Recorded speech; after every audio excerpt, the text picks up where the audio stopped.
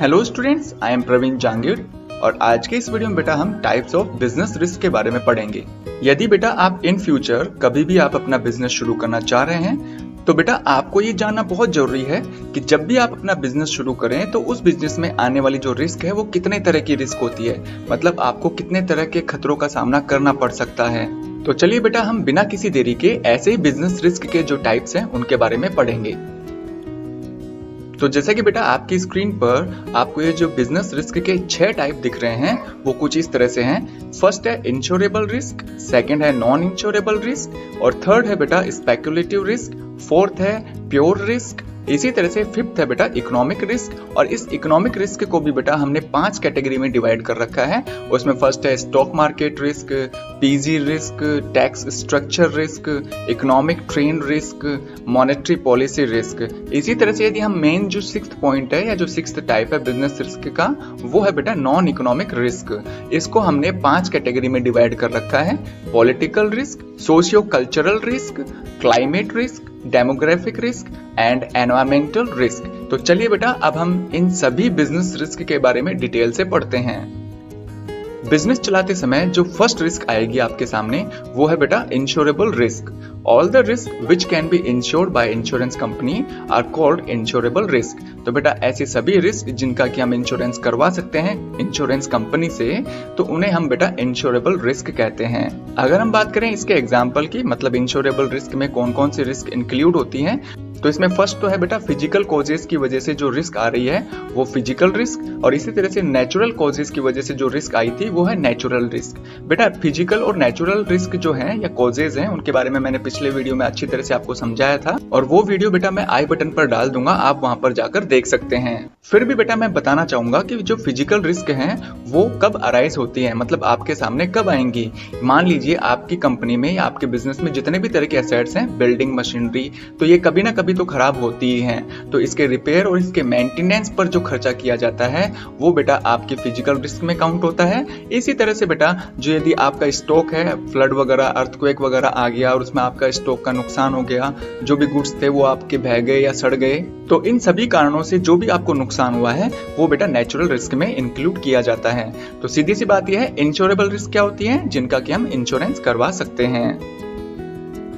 ठीक इसी तरह से यदि हम सेकंड टाइप की रिस्क के बारे में बात करें तो वो है बेटा non insurable risk. All the risk which can not be insured by insurance company are called non insurable risk. तो बेटा सीधी सी बात है ऐसी सभी रिस्क जिनका की एक इंश्योरेंस कंपनी इंश्योरेंस नहीं कर सकती है या आप जिन रिस्क का इंश्योरेंस नहीं करवा सकते उनको हम नॉन इंश्योरेबल रिस्क कहते हैं। अब यदि बात करें कि नॉन इंश्योरेबल रिस्क में किस तरह की रिस्क इंक्लूड होती है तो बेटा इसमें भी 2 तरह की रिस्क को इंक्लूड किया गया है, वो है ह्यूमन रिस्क और इकोनॉमिक रिस्क। ह्यूमन रिस्क तब होती है जबकि ह्यूमन फॉल्ट की वजह से हो, जैसे आपकी कंपनी या बिजनेस में काम करने वाले जो एम्प्लॉइज है उन्होंने कुछ मिस्टेक कर दी है और इसकी वजह से यदि आपकी बिजनेस को या आपकी कंपनी को नुकसान उठाना पड़ा है तो उसे हम बोलते हैं ह्यूमन रिस्क। इसी तरह से इकोनॉमिक रिस्क है, जैसे मान लीजिए कस्टमर्स की डिमांड कुछ अलग आ रही है, अलग तरह के प्रोडक्ट की, और आप वो प्रोडक्ट सप्लाई नहीं कर पा रहे हैं तो आपकी जो सेल्स है, मतलब बिजनेसमैन की जो सेल्स है वो गिरेगी और उसकी वजह से उसको कुछ नुकसान जरूर होगा, और इस वजह से जो भी उसको नुकसान हुआ है उसको हम इकोनॉमिक रिस्क कहते हैं। तो बेटा ह्यूमन रिस्क और इकोनॉमिक रिस्क ये दोनों की दोनों बेटा नॉन इंश्योरेबल रिस्क होती हैं। ठीक इसी तरह से बेटा यदि हम बिजनेस रिस्क का जो थर्ड टाइप है स्पेकुलेटिव रिस्क के बारे में बात करें तो speculation related risk are called speculative risk. तो ऐसी रिस्क जो कि सट्टेबाजी की वजह से आपको सहनी पड़ती है उसे हम स्पेकुलेटिव रिस्क कहते हैं। और बेटा इस तरह की रिस्क में 3 रिजल्ट सामने आ सकते हैं, क्या तो आपको प्रॉफिट हो सकता है या फिर आपको लॉस हो सकता है या फिर ना तो आपको प्रॉफिट होगा और ना ही लॉस होगा।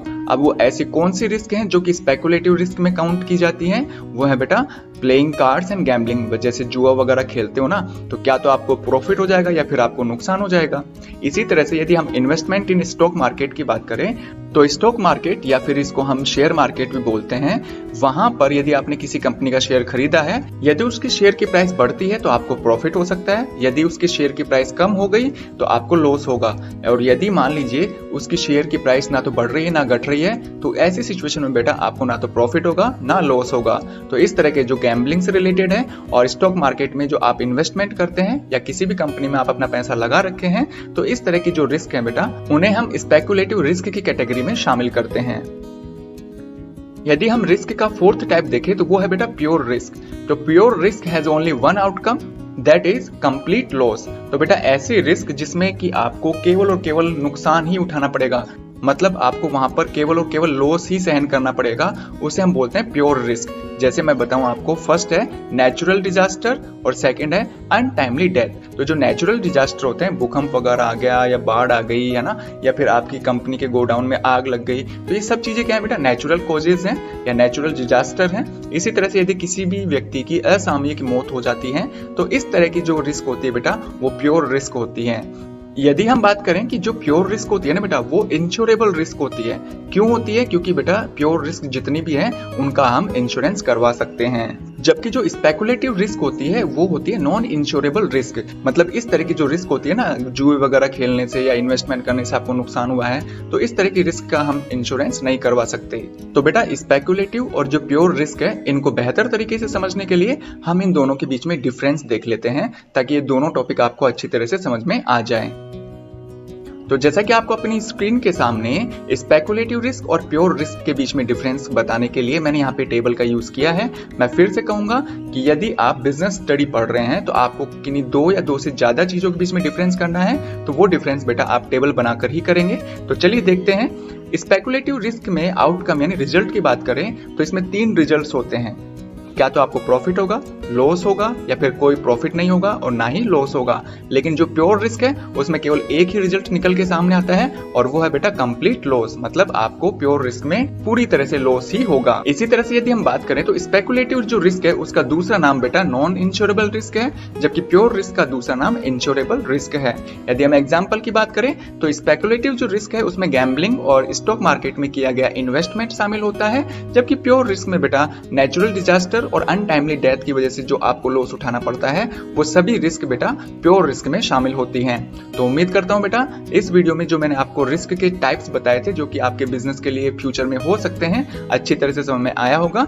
यदि फिर भी कोई कंफ्यूजन है तो बेटा आप मुझे कमेंट करके पूछ सकते हैं। यदि वीडियो पसंद आया तो बेटा इसे लाइक करिए, अपने फ्रेंड्स में इसको शेयर करना न भूलिए। यदि आप चाहते हैं इसी तरह के वीडियोस आपकी स्क्रीन पर सबसे पहले आए तो इसके लिए बेटा आप मेरा चैनल सब्सक्राइब कर सकते हैं। और जैसा कि आपको पता है बेटा, मेरे चैनल का नाम है competitive exam Guruji. And thank you beta for giving your precious time watching this video. Thanks again.